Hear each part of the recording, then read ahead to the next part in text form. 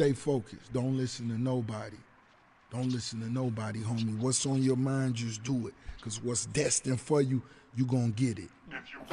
What's going on, guys? Welcome to a new episode of Fastlane with Wiz. Happy to be with you guys today. So today we're gonna be talking about books, man. Here in my garage, just bought this new Lamborghini here. It's fun to drive up here in the Hollywood Hills.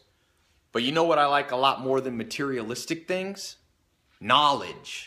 In fact, I'm a lot more proud of these 7 new bookshelves that I had to get. Books in a general form will not equate to success because books alone don't do nothing. And that's one of the main things that you guys have to understand.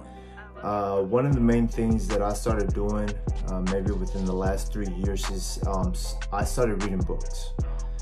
Books for me have been very much of a tool that I kind of use for myself by trying the things that I'm learning in these books. But it became apparent pretty quickly for me that if I kept reading just to read and collect the numbers of books, just to say I read 10 books this year, just to say that I read 20 books or whatever the case might be, then I was losing the purpose and then the entire reason of why you should be reading. For me, I started, like in high school, I hated reading, man. Like I would never, in high school, I only read a book called Beowulf. That's the only book I really read. Macbeth, The Scarlet Letter, all those things. I just read the summaries just to go through the tests and just go through the assignments, but I never really read them. But to be honest with you guys, it took me about maybe a good 7 to 8 years after high school for me to really understand the power of reading, and more so the power of reading from people that actually have been successful. For me, I'm more so I like reading stories in a way. I don't want to say biographies because I really have not read biographies, but I've read stories about entrepreneurs and like The Shoe Dog, which is the book by Phil Knight, which is the founder of Nike. I read the one Made in America by Sam Walton. Currently, the best thing about 75 Hard was that this year I only had read about I think a book. Like, to be honest with you, I only have read a book this year. And then in 75 Hard, which is the program that I'm doing, I've actually read 4. I'm on my 4th book. So I read Switch. I got Andy Frisella's 75 Hard, which is pretty good because it kind of gave me that guide of reading those 10 pages. So it kind of gave me that also perspective of where I was and how I was feeling, and the things that he actually talks about in this particular program. In this particular book are pretty relatable when you're doing the program. I'm currently reading this one, How to Fail at Almost Everything and Still Win Big. I actually went to Barnes & Noble last week and I was looking for books, man, because I think that it's a difference when you actually go and search for the book compared to just looking at it online. Just the whole experience is different. I had not done that in a long time. Prior to doing that, I bought all my books online, to be honest. I've gone to maybe a handful of times to a local I went to have bookstores, try to get a bargain. But usually when you go to a store like Have Bookstores or anything like that, you are going to not find whatever book you want. There's always a limited amount of titles.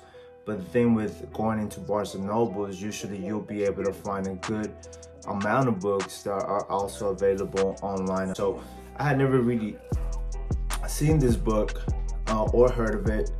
I heard of the names, Scott Adams, and I heard of him through, what's this dude's name? Neville. I think this is it, Neville.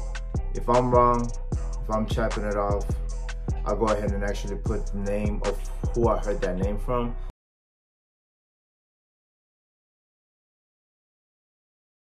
He's the actual entrepreneur and I think he's one of the founders of angel investing. He came out in Joe Rogan's podcast, and he's a pretty smart guy. He's from Silicon Valley. He has his hands in a lot of things, and he actually has a good perspective about a lot of things that kind of make me interested in him as an entrepreneur. But he recommended that guy. He talked about Scott Adams and how Scott Adams is able to become unique based on the different things that he actually was good at. And by reading his book, Scott Adams' book, I can kind of tell that he is pretty smart, and he's actually being able to create a fulfilling life for him.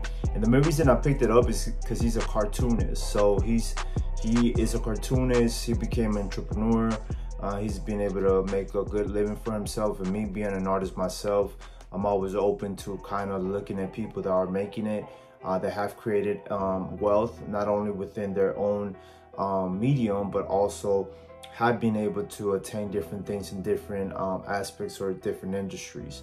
And another thing that he really that I like, and that I actually really like about this, is that he's not only focusing in making the money, but he's also focusing in different areas. And I'm not even, like, if you could tell where I'm at, so I'm not even halfway through the book, and there's a lot of things that I kind of relate to. The aspect of you taking care of yourself first, because if you're not able to take care of yourself first, then you're not going to be able to take care of anything else around you. And that's one of the main things that I agree with, because that's kind of my mindset. I mean, if I'm not taking care of myself and I'm not keeping myself healthy, there's no way I'm going to be able to even to try to do things that I want to do in my financial gains or with my family or things of that nature. So the main thing is that you have to be taking care of yourself. I also read this one, The Life-Changing Magical Tidying Up. That's a really good book if you're trying to learn how to kind of keep things in order. It has a lot of good tips, a lot of conventional things that you can try for yourself, things that I've never really technically have like read.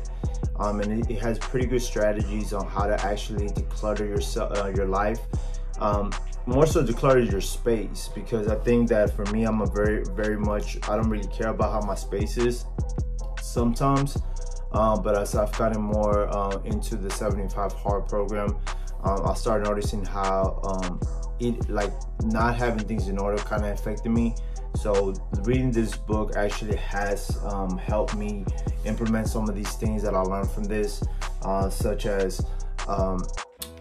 just making sure like different strategies, like how to keep your clothes clean, in a sense, like how to keep a limited amount of clothes based on how you actually feel about it, how to really go about decluttering your clothes, decluttering your room, decluttering books, decluttering paper that you might have, and just giving your space some making your space like your own like man cave per se, man cave in a way that it makes you feel the best, and it helps you stay the best version of yourself.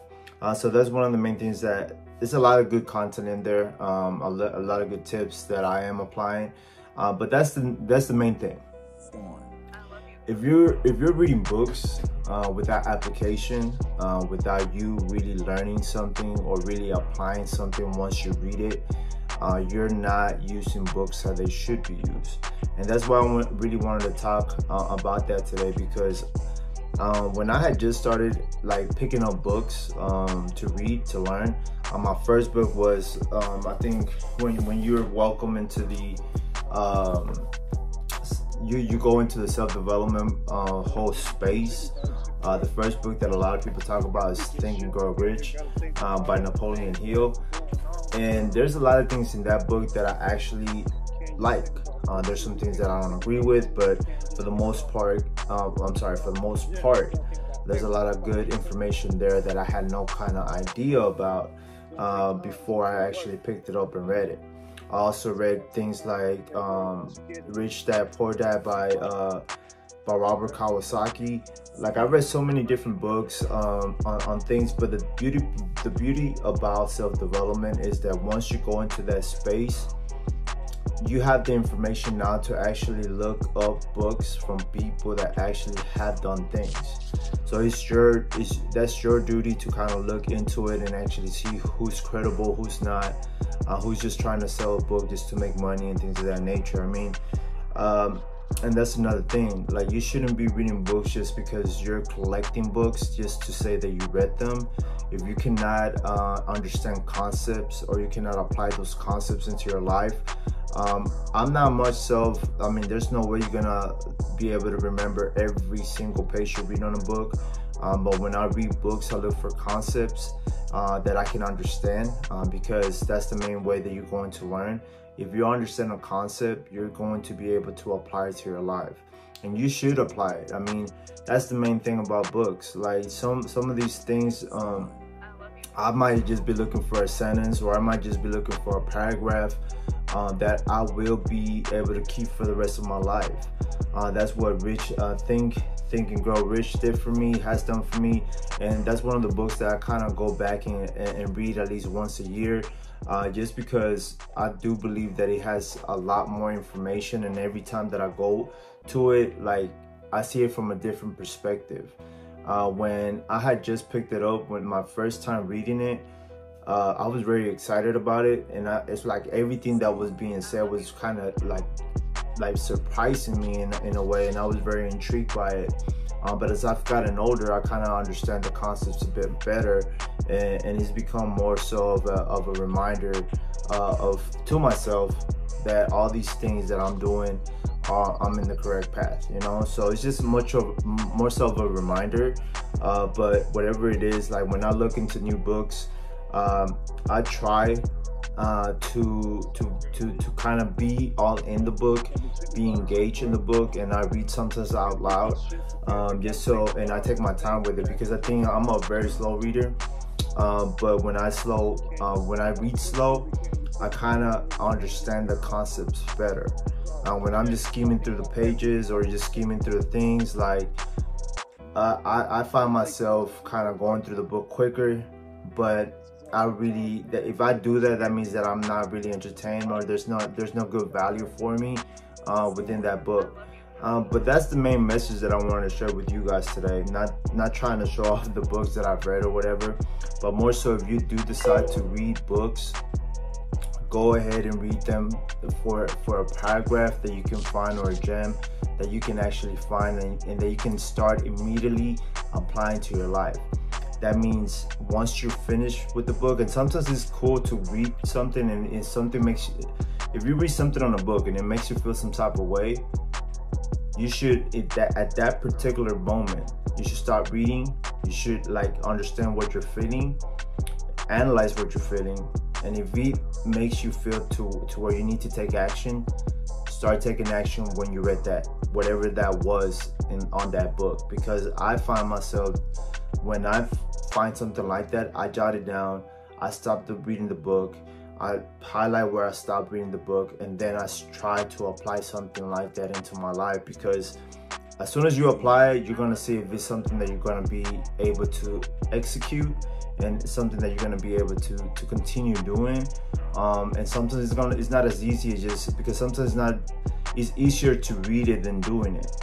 But if you try to do it, as soon as you read it, and you were like moved for whatever reason, you were motivated, you were inspired, is like, that's the easiest time, and that should be the best time for you to act, when you feel inspired, when you feel motivated. Because if you don't, then you're just gonna forget about it.